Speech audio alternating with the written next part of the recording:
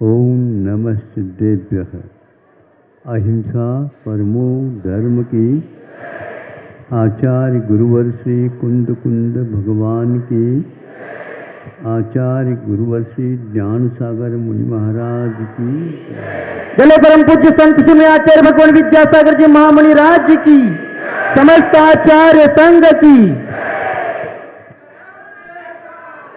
अभी कोई नहीं लगा, कोई नारा नहीं लगाएगी।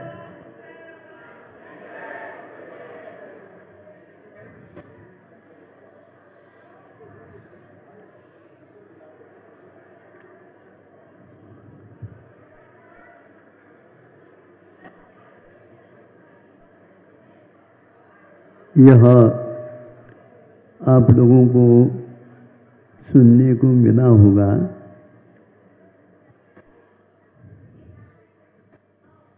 समूह शरण में कोई नेत्रहीन नहीं होता। यदि नेत्रहीन पहले था तो उसे नेत्र की उपलब्धि हो जाती है।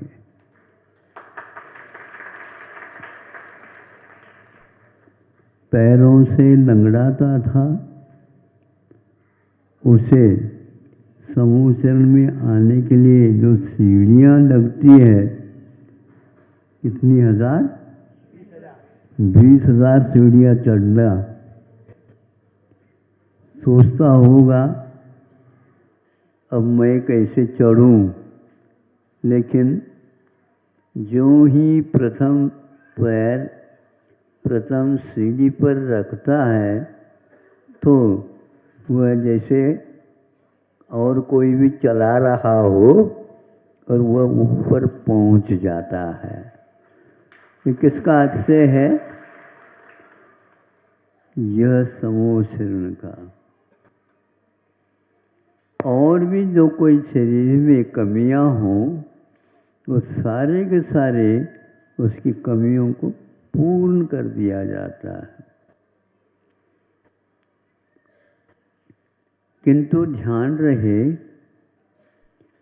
कि जो ये मंत्र सिद्धि इत्यादि के माध्यम से भी ये चमत्कार देखने को उपलब्ध हो सकते हैं, किंतु समूह शरण में जो होता है वह एक प्रकार से उसका अतिशय है। वो मंत्र का प्रयोग नहीं कर रहे हैं, किंतु वहाँ का वातावरण ही ऐसा रहता है, कोई किसी प्रकार की उसे परेशानियाँ नहीं होती। इसके उपरांत भी सभी को सम्यक दृष्टि मिले, इसका कोई भी नियम नहीं रहता है। कुछ ऐसे रहते हैं जो वहाँ तक पहुँच करके भी उसके बाहरी वातावरण से ही प्रभावित हो जाते हैं, किंतु भीतर उन्हें प्रवेश होते हुए भी प्रवेश नहीं कर पाता है। यह उसकी रुचि की बात है। ऐसा क्यों होता है? यदि ऐसा नहीं होता तो सबको सम्यक दृष्टि बनाने में क्या बाधा थी? किंतु सबको सम्यक दर्शन का लाभ नहीं मिलता, किंतु भव्यों को ही मिलता है, यह निश्चय है। अभव्य सब कुछ कार्य कर सकता है, लेकिन भीतरी धारणा में उसको ये बात नहीं आती है। सुख हमें मिल सकता है, मिलता है, किंतु वह सुख इंद्रिय सुख को ही मान करके चलता है। आप लोगों को महाराज आशीर्वाद दे दो। कई लोग कहते हैं सभी सादा बनी रहे, किसको साता बनी रहे, आशीर्वाद देने वालों को या लेने वालों को?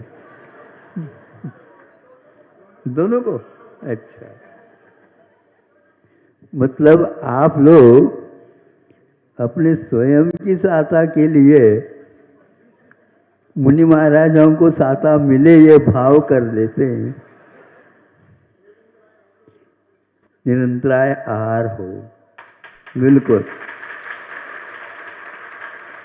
लेकिन जो व्यक्ति अविरल रूप से अंतराय कर्म का बंद करता रहता है, तो हमारा अब आशीर्वाद वहाँ पर तो काम नहीं कर सकता, क्योंकि अंतराय कर्म का बंद कब हो रहा है, क्यों हो रहा है, ये तब ज्ञात हो जाता है जब अंतराय हो जाता है। अब स्थिति ऐसी है कि समूह शरण में जाने के उपरांत भी हमें क्या प्राप्त करना है, वह महत्वपूर्ण है। वह 8 वर्ष के बच्चे को भी हो सकता है और 80 साल के वृद्ध को भी नहीं हो सकता। ऐसा क्यों? तो यह उसकी धारणा के ऊपर आधारित है। कुछ अभावी भी वहाँ तक पहुँच जाते हैं, सुनते हैं अभावियों को एक अलग ही स्थान मिलता है, उसी में वे रम जाते हैं, बाकी सब लोग भीतर भी प्रवेश करते हैं।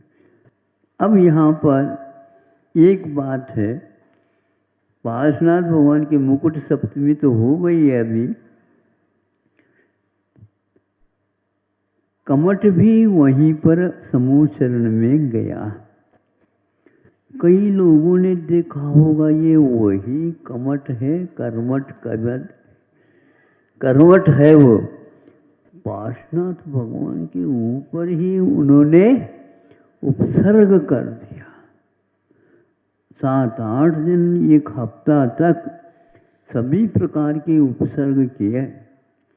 उसमें एक बहुत भयानक उपसर्ग जो कपकपी लाता है, क्या है कि लोह को तपाने के उपरांत लोह काला नहीं रहता, किंतु लाल सुर्ख हो जाता है और उसका रस हो जाता है।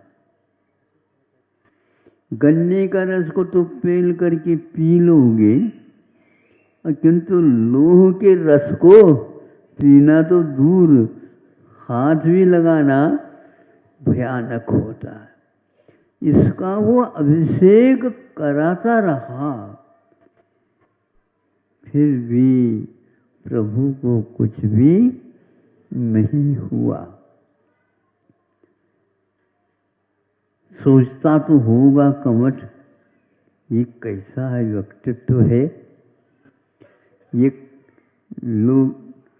लोह लक्कड़ का तो नहीं है, ये शरीर तो हमारे जैसा दिख रहा है। किंतु फिर भी वैर के कारण वो करता रहा। अंत तो गत्वा साधना का फल उन्हें केवल ज्ञान प्राप्त हो गया। कैसी परिस्थिति में पार्श्वनाथ भगवान को केवल ज्ञान हुआ? क्षपक श्रेणी मंडी बड़ा अद्भुत सा लगता। केवल ज्ञान होते ही अंतर्मुहूर्त के भीतर समूह शरण की रचना हो गई। सब लोग अपनी अपनी कोठियों में बैठ गए और वहीं पर जाकर के कमठ भी एक स्थान पर बैठ गया। कमठ की ओर कोई नहीं देख रहा है, लेकिन भगवान तो देख ही रहे हैं उसको। पार्श्वनाथ भगवान के लिए केवल ज्ञान की उत्पत्ति में कौन कारण बना? तो कमठ ही बना। कमठ यदि परीक्षा नहीं लेता तो कैवल्य की उपलब्धि नहीं होती। और उसे भी सुनते हैं सम्यक दर्शन का लाभ हुआ।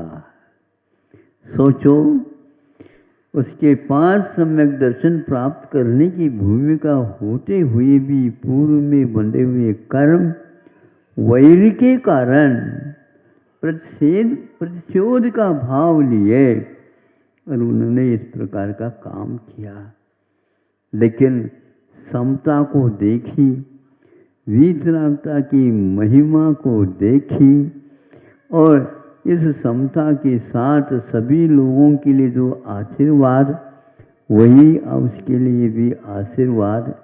ये नहीं कहा कि हमारा समोचरण है तुम उठ जाओ यहाँ से, उठ जाओ वहाँ से, तुम इसके पात्र नहीं है। वो कहता है कैसे नहीं पात्र है, आप तुम 3 लोक के महापात्र है और आपके चरणों में मैं बैठा हूँ, मुझे तो कोई कुपात्र कह ही नहीं सकता। ये बात अलग है, मैं सबसे जघन्य पात्र हूँ। भाव ऐसे ही होते हैं। धन्य है ये साधना और धन्य है जिनको गुण की प्राप्ति होती है। प्रथम गुणस्थान से वह चौथे गुणस्थान में आ गया। 4 सीढ़ियां उसने चढ़ी। मुक्ति के लिए 14 सीढ़ियां होती हैं और एक सीढ़ी पर तो हैं ही सब लोग। एक सीढ़ी भी आगे बढ़ गया तो वह भव्य तो है, किंतु वह सम्यक दृष्टि भी है, ये निश्चित होता है।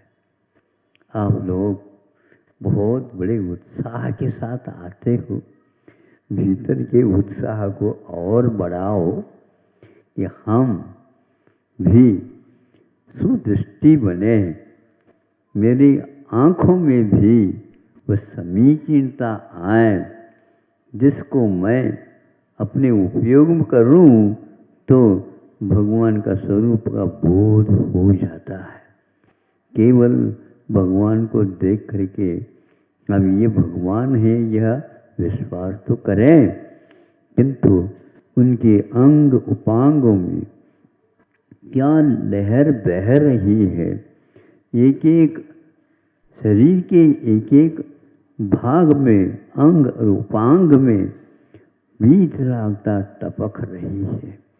किसी से भी राग का भाव उत्पन्न नहीं होता, किंतु उनके पास बैठने के उपरांत भी रागातिरेक किसी को भी नहीं होता। वैर भाव को स्मरण हो या न हो, किंतु वह वैर भाव को ही भूल जाता। सर्प और नोला एक साथ बैठ जाते हैं, सिंह और गाय एक घाट पर पानी पीते हैं। ये किसका अतिशय है? तो उस वीतरागता का अतिशय है। उन्हीं को यह वीतरागता दिखती है, वो देखने की चीज नहीं है, उसको मान्यता ही प्राप्त होती है। इस मान्यता से अपने आप ही प्रभु के सामने देखते देखते अपने भी आँख बंद हो जाती है और सोच में यह बात आ जाती है कि क्या साधना का फल है। आप लोग भी साधना का फल चाहते हो? हाँ हाँ महाराज, दे दो हमारे लिए भी।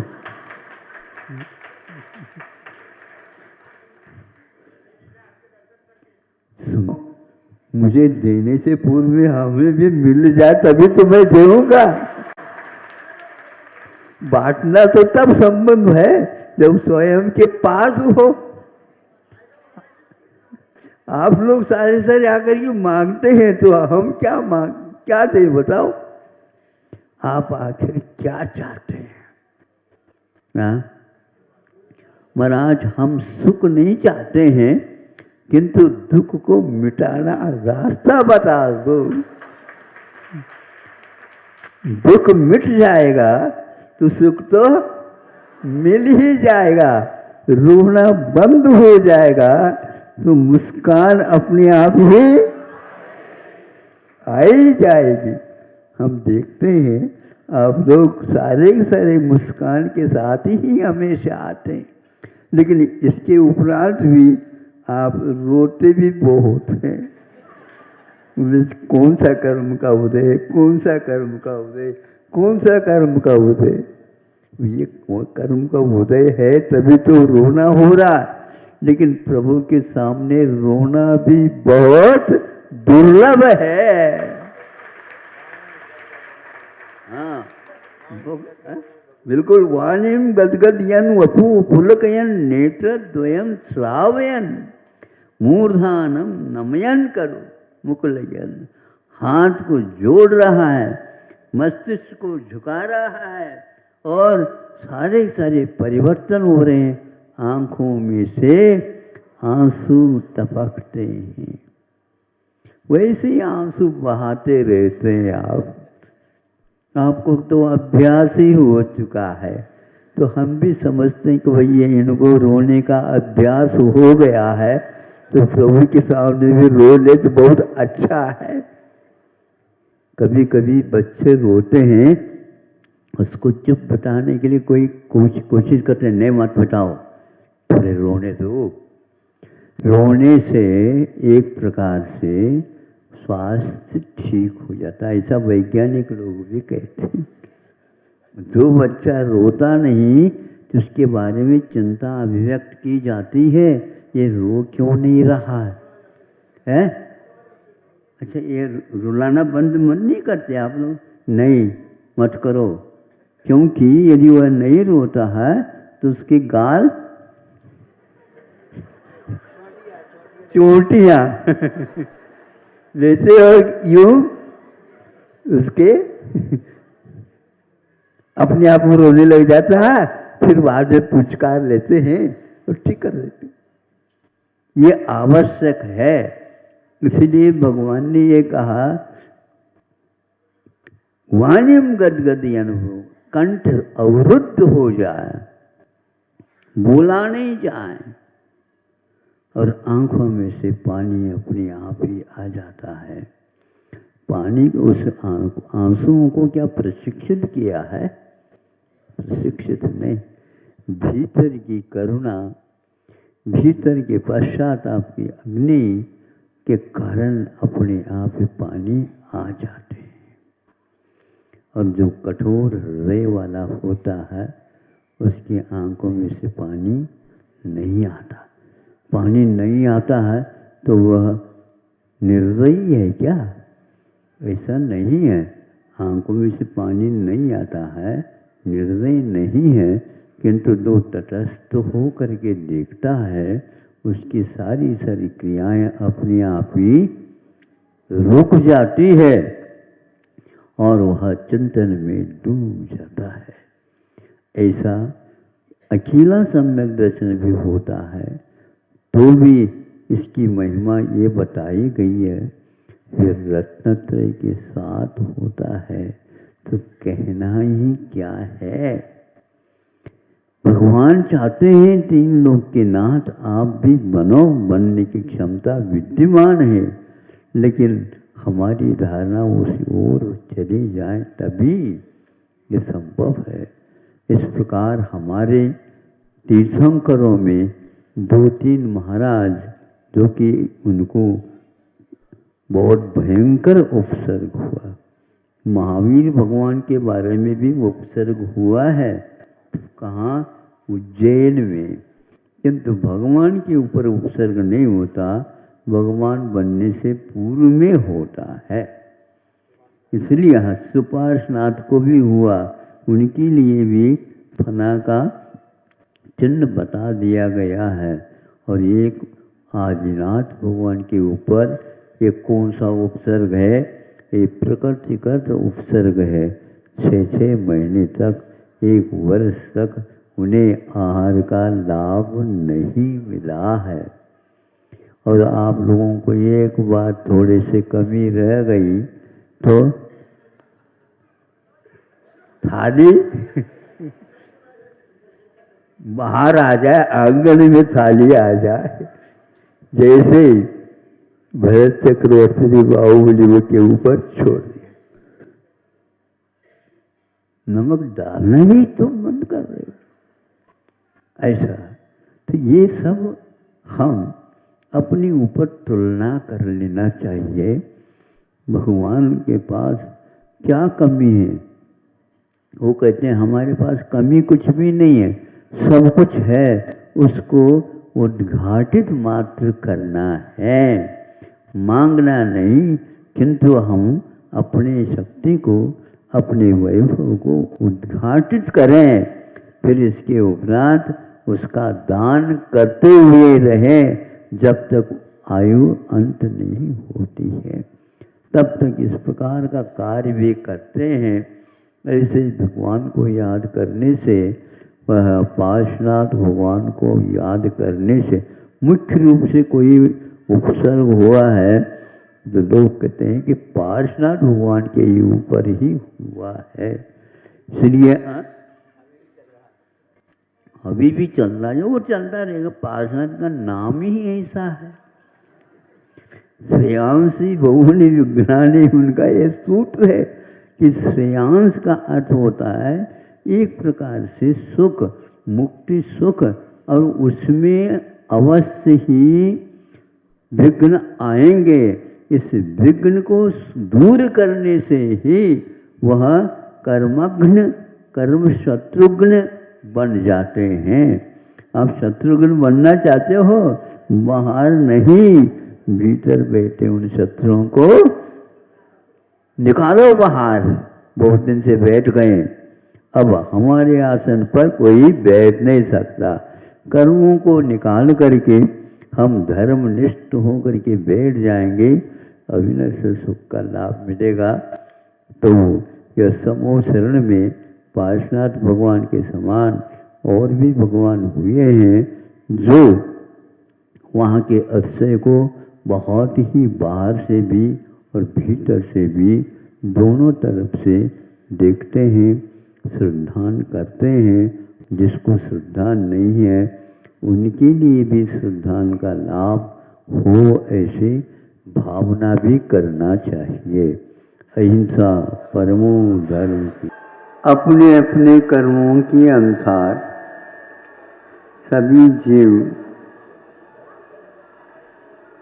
प्राण धारण कर लेते हैं। कुछ प्राणी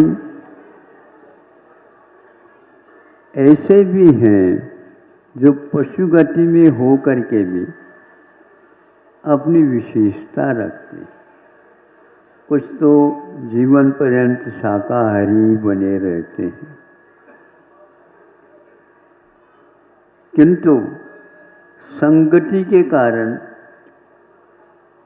वे शाकाहार को भूलते तो नहीं, लेकिन उसमें यदि मिला करके दे देंगे कुछ, तो वो उसका सेवन भी कर लेते हैं। उसके परिणाम स्वरूप उसके जीवन ही नहीं, अन्य अनेकों जीवों के ऊपर उसका प्रभाव पड़ता है। आप लोगों ने देखा सुना, इन दिनों में ऐसी घटनाएं बहुत सारी हो रही हैं जो नहीं होना चाहिए। पूरे के पूरे भोजन पानी के ऊपर निरंतर होने के उपरांत वे भयानक रोगों से ग्रसित हो रहे हैं। उसमें कारण क्या है? उसमें कारण एक प्रकार से उन बीजों का जो उत्पादन होता है, उनमें विषाक्त पदार्थों का सम्मिश्रण कर लिया जाता है। गाय ऐसा प्राणी है जो आप समझ सकते हैं, किसी ने समूह के साथ जब कोई कार्य हो रहा होगा और उस समय उधर से एक गाय डर के कारण भागती हुई आई। उस गाय को भागते हुए आए देख करके सभी लोग, जो समूह था वो तितर बितर हो गया। फिर भी छोटे बच्चे, महिला आदि वो भी वहीं पर थी, किंतु वो गाय इतनी तीव्र गति से आई किंतु किसी भी व्यक्ति को धक्का लगाए बिना अपना काम कर गए। सोचो, विचार करो, आप तो धक्का मुक्का खा करके एक दूसरे के ऊपर गिर जाते हैं, लेकिन स्वयं को भी संभाला और जो उस भीड़ जो है उसके लिए किसी को भी धक्का नहीं लगाया। इतनी सावधानी कैसी रहती है? यह एक प्रकार से जन्मजात उसका गुण है। पूरे जीवन में उसने क्रूरता का त्याग किया होगा, उसके फलस्वरूप उसको उस प्रकार की पर्याय नहीं मिली। हमें यह समझना चाहिए कि वो शाकाहारी प्राणी, आप लोग मनुष्य में तो शाकाहारी से मांसाहारी बन रहे हैं, लेकिन तिर्यंचों में कितने भी उसको दे दो मांस, वह छुएंगे नहीं और शाकाहार के माध्यम से ही अपने जीवन गुजारेंगे। नहीं भी मिलता तो भी कभी वो मांस भक्षण नहीं करते। गायों के ऊपर यह शोध कर लिया गया कि उन्हें जो मिल रहा था, जो अन्न पशुओं का अन्न आहार, उसमें मछलियों का भी सम्मिश्रण छोटे छोटे बना करके दिया जाता था। उसके फलस्वरूप वो खाने में तो आ गए, क्योंकि घास में उसको दिया जाता था, भूसे में उसको दिया जाता था, और भी जो उसकी खाद्य पदार्थ है उनमें सम्मिश्रण कर दिया जाता था। और उसके लिए मैड काउ का रोग हो गया, वो पागल होने लगे। ये बात जब सुनने में समझ में आ गई, उन देशों में ऐसा लग गया कि अब हमारी जो है ख्याति समाप्त हो जाएगी और एक प्रकार से सब लोग हमसे बहुत दूर रहने लग जाएंगे। अब क्या करें? लाखों गायों का उन्होंने एक साथ वध करके और नीचे जो है जमीन में उनको गाड़ दिया। ये क्यों होता है? केवल मांस का वर्धन करने के लिए उनका पालन किया जाता था। आप सात्विक प्राणी के ऊपर भी कैसा प्रभाव पड़ता है यह जान सकते हैं। क्यों ऐसा होता है? तो शरीर जो है वह एक प्रकार से अन्न का कीड़ा है। अन्न नहीं खाएंगे, अन्य कोई वस्तु नहीं देंगे, लेकिन इसके लिए उसके योग्य आहार तो मिलना चाहिए। इस बात से सब लोग घबरा गए कि उसके मांस को छोड़ करके, ये इंग्लैंड की बात कह रहा हूं, लाखों का संभव है और भी संख्या होगी, उसमें पूरा का पूरा समाप्त कर दिया उन्होंने। तब कहीं जाकर के उसके ऊपर नियंत्रण हो गया है। आप लोग छानबीन किए बिना आज यदि सेवन करते हैं तो इन रोगों से आप लोग बच नहीं सकते, क्योंकि वह पागल इसलिए गाय हो गई क्योंकि वह शाकाहारी प्राणी थे और उनको इस प्रकार मांस की वृद्धि के लिए मांस का खिलाना अनुचित रहा। लेकिन व्यापारी लोग, उद्योग करने वाले लोग केवल अर्थ के लोभ से ये काम करते गए। धीरे धीरे यहाँ भी उसका व्यापक प्रचार प्रसार हो रहा था। एक बार हमने उसकी एक किताब पढ़ी, उसमें यही लिखा है कि पशुओं का आहार बनाने की क्या प्रक्रिया होना चाहिए, तो उसमें यह भी एक चीज़ आ गई थी। उसी दिन हमने कहा देखो ये गलत हो रहा है, क्योंकि वह जीव उससे दूर रहने वाला रहता है।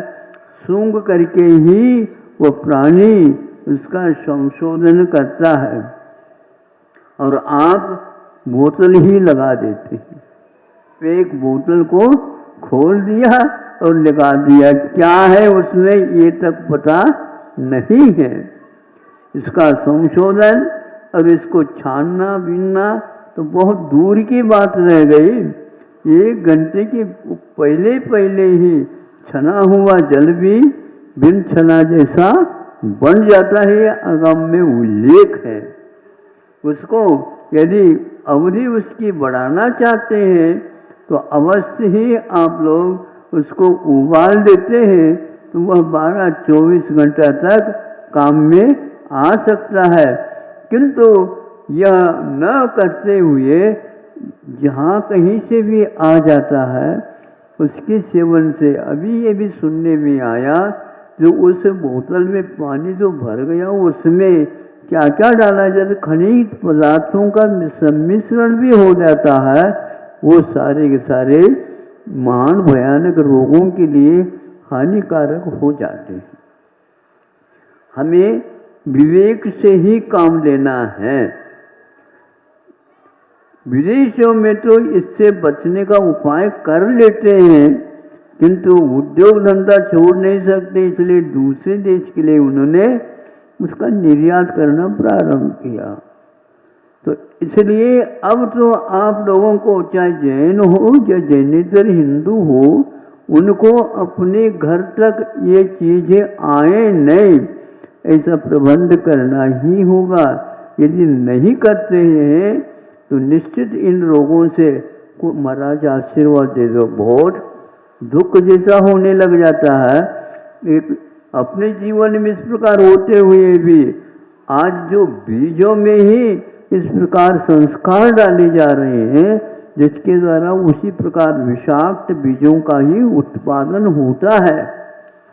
सुन करके आपको आश्चर्य होगा, आज के बीज विज्ञान क्या कहलाता है, तो वह एक प्रकार से आपको बीजों का निर्यात तो कर देगा, लेकिन उसको आप एक बार तो बो सकोगे, उन्हें फसल निकलने के उपरांत बीज के लिए उसको उपयोग में नहीं ला सकते। 200-200, 300-300 रुपये किलो के वह बीज आते हैं, उसी के माध्यम से उनका काम हो रहा होता है। भारत इसको खरीदता है, किसान भी सोचता है हम क्या कर सकते हैं। अरे बीज ही समाप्त हो जाएगा तो आप कैसे यहाँ पर टिकोगे। उन बीजों के सेवन करने से भी इसी प्रकार का हाल हो रहा है। इसलिए मेरा ये कहना है, जब तक आहार के बारे में आपका सोच विचार विवेकपूर्ण यदि नहीं होगा और असावधानी के साथ चलेंगे, निश्चित रूप से इसमें बाधा तो आ ही रही है। ऐसे भयानक रोग हो रहे हैं जिसको एक प्रकार से ठीक करने के लिए, ठीक तो होना नहीं है, लेकिन फिर भी उसको क्या बोलते, इतने इन्होंने 7-8 क्यूबे क्या लेते हैं ना, कीमो हाँ, तो वह लेते हैं। उसके द्वारा तो पूरा रक्त ही परिवर्तित हो जाता है, बाल उड़ जाते हैं, भोजन की भूख मंद हो जाती है, और न निद्रा आती है और न कुछ होता है। इस दशा में वह जीवित तो रह जाता है, लेकिन बिना औषधि के उसका जीवन चल नहीं सकता। ऐसे यदि मान लो घर में 1-2 रोगी हो गए और वह एक ही व्यक्ति कमाने वाला है, तो वो क्या करेगा भगवान से, भगवान इनको ऊपर जल्दी जल्दी उठा दो, क्योंकि उसके लिए कोई भोजन पानी ही नहीं चल रहा है, ले भी नहीं सकता है। इसलिए औषध भी ऐसे होना चाहिए जिसके द्वारा जीव का संरक्षण तो हो, लेकिन उसके साथ साथ उसके धातु उपधातुओं में किसी प्रकार का परिवर्तन नहीं हो। आंखों के ऊपर असर पड़ता है तो अंधे हो रहे हैं, आंतों के ऊपर प्रभाव पड़ रहा है तो पाचन शक्ति समाप्त हो रही है। अब हमारी अहिंसा क्या कहेगी बताओ? हमारी अहिंसा अब कहाँ रहेगी? क्योंकि हिंसा क्या है यही ज्ञात नहीं हो पा रही है। ऐसे पेय पदार्थ, ऐसे खाद्य पदार्थ, बीज राख फल भोग में जो किसान जग माए, वो किसान अब क्या करेगा? बीज ही खरीदता है, प्रतिवर्ष उसको बीज ही खरीदना है। आप बताओ, एक बार यदि आपने दूध से दही जमाया, अब उसके लिए जामुन के लिए प्रतिदिन किसी के पास जाने करके मांगने की आवश्यकता नहीं आती थी, काम में आ जाएगा। ये जिसमें हमने दूध जमाया है, दही बन गया, वो मटकी ही अपने आप में सक्षम है, उसमें जामुन नहीं भी डालो तो भी जम जाएगा।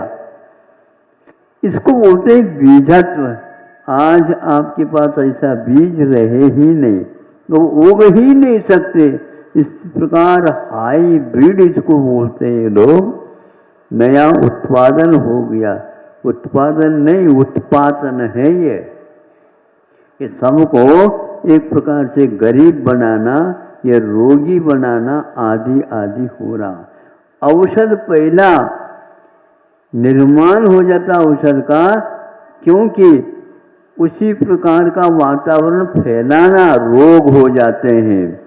पहले रोग नहीं होता, आजकल पहले औषध का निर्माण करते हैं और वहाँ जब रोग को फैला देते हैं तब आप समझो पहले वो रोग तो ठीक होना ही नहीं है, किंतु वह ठीक होने का विश्वास दिला करके आप इसको दवाई को लेते रहो।